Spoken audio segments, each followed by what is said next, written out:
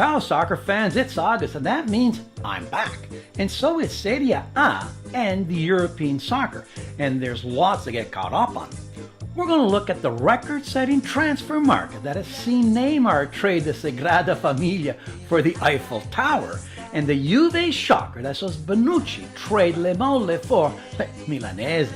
Plus a look at all the records set by the Juve Real Champions League final, and of course the latest soccer news from Europe. My name's Graziano, you are watching the Italian Soccer Addict broadcast, and you are where you need to be to get all your soccer information. The European soccer leagues have made a sequel to Hollywood's Raiders of the Lost Ark and called it Raiders of the Soccer Bank, and sees European teams break the bank by spending billions, and that's not an exaggeration.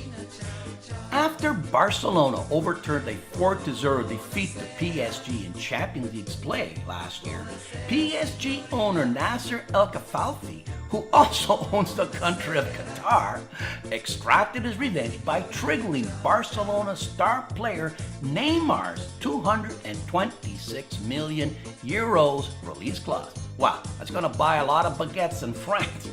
Wanting to make history, Neymar didn't even blink an eye and accepted the transfer, which also featured a 6-year, $500,000 a week net contract. Wow. Thus becoming the most expensive transfer in history and making Neymar the highest paid soccer player on the planet. Move over Ronaldo and Messi. There's a new king in town. All total, this move cost PSG $500 million. But when you own the country of Qatar, this is peanuts. Of course, this now produces a domino effect, as Barcelona plans to reinvest the money on his replacement. Many European teams are in full stress mode, as rumors have Chelsea's Eden Hazard, Liverpool's Philippe Coutinho, Juve's Paulo Dybala, Borussia Dortmund's Ousmane Dembele, and Monaco's Kylian Mbappe being considered as replacements, which will then force those teams to replace them. This is like musical chairs for millionaires. But before the Neymar shocker, teams had already started splashing ridiculous amounts of money. For example, Man U spent $84 million on Everton's Lukaku. Chelsea dished out $65 million on Madrid's Alvaro Morata to replace sore tummy boy Diego Costa. Arsenal continued shopping in France by signing Lyon's Alexandre Lacazette for $60 million. Man City raided Tottenham for Kyle Walker for $51 million. They also took two from Monaco in Benjamin Mendy and Bernardo Silva at 50 big ones each, just to mention a few of the transfers deals that have been made. Total crazy money in my opinion, but that's soccer this year. In Italy, AC Milan's Chinese owner Young Hang Lee liked what he was seeing and joined the spending madness by splashing $210 million on 10 players so far.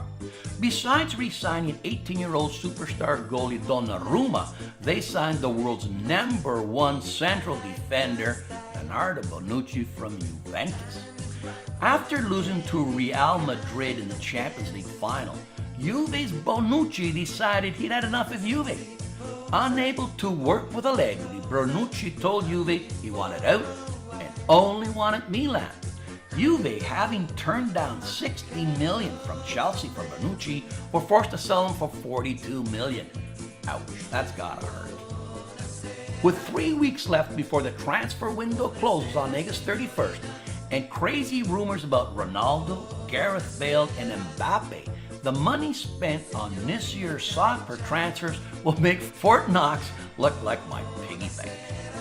The June 2nd Champions League final between Juve and Real Madrid, which ended 4-1 for Real, set a number of records. On a positive note, number one, Real Madrid has now won 12 Champions League titles. Their closest rivals are Milan, and they only have 7. Number two, Real Madrid is the first club in modern history to win back-to-back Champions League titles. The last team to do it was AC Milan in 1989. 3, Real Madrid has scored 600 Champions League goals. 4, Cristiano Ronaldo is the only player in history to score 3 consecutive league finals. And number 5, it had been 55 years since Real Madrid had won both the Liga and the Champions League in the same year. Unfortunately, with their positive, there's also a negative. Juventus is the first team in history to have lost 7 Champions League finals. Juventus is the first team in history to lose their last 5 finals in a row. They have now become the Buffalo Bills and the Minnesota Vikings of soccer. And finally, Juventus gave up 4 goals for the first time ever in Champions League play.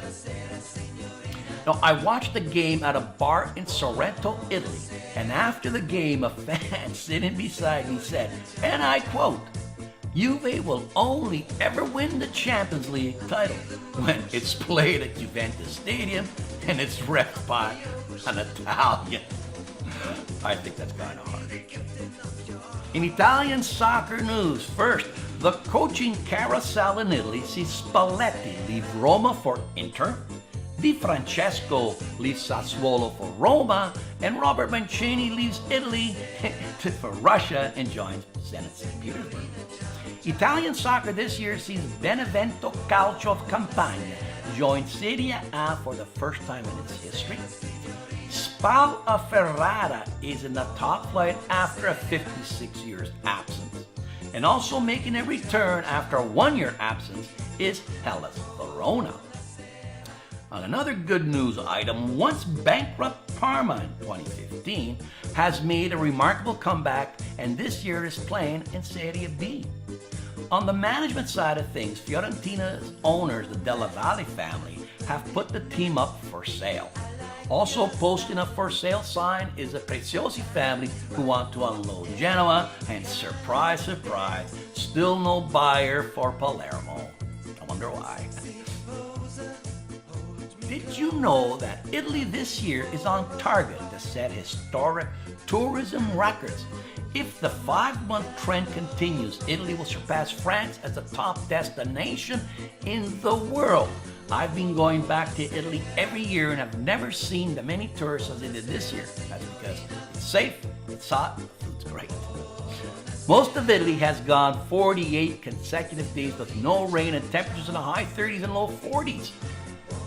To address this, the Rome City Councilors have ordered that half of Rome's 2,800 freshwater fountains be shut down until it rains. Great idea. And finally, did you know that FIFA has opened an investigation to Juve's sale of Pogba to Man U after it was revealed that his agent Raiola netted 47 million, while Pogba only got 51. How crazy is that? What's this all mean? Simple. Italy's hot and Juve's in hot water. That's it for this week. If you're following me on Facebook, please give me a like and share my video. And if you follow me on YouTube, please subscribe. And of course, tell all your soccer-loving friends where to find me. Ciao, arrivederci, next week.